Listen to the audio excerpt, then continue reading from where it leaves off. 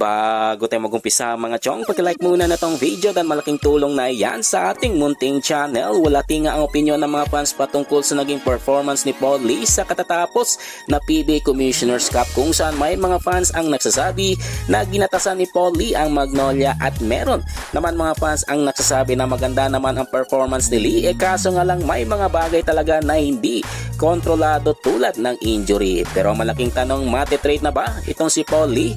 Well, ang sagot dyan mga chong ay hindi pa rin dahil malakas ang kapit at magsisimula na ang Philippine Cup. Well, sa pambalita, punta naman tayo sa Gilas stalwart at high flyer ng Barangay Ginebra na si Jamie Malonzo na absuelto sa parusa matapos ma-involve sa suntukan. Well, ayon pa sa report, sinabi ng isang insider ng Samahan ng Basketball ng Pilipinas na hindi mape-penalize si Malonzo matapos ang iskandalo. Pero mag-iiba ang sitwasyon kapag siya mismo ang nambugbog, kaya hindi na dapat pang palaki ng issue dahil okay lang naman si Malonzo. Pero ayon naman sa mga fans o pabiro ng mga fans, maliit na mama lang pala ang katapat ni Jamie Malonzo.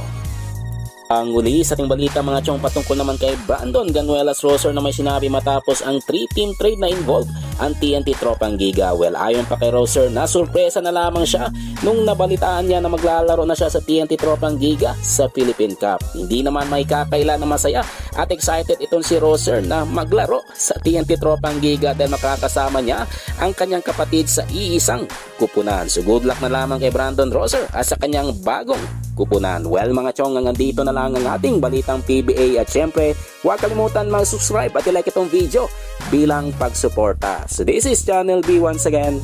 I'm out.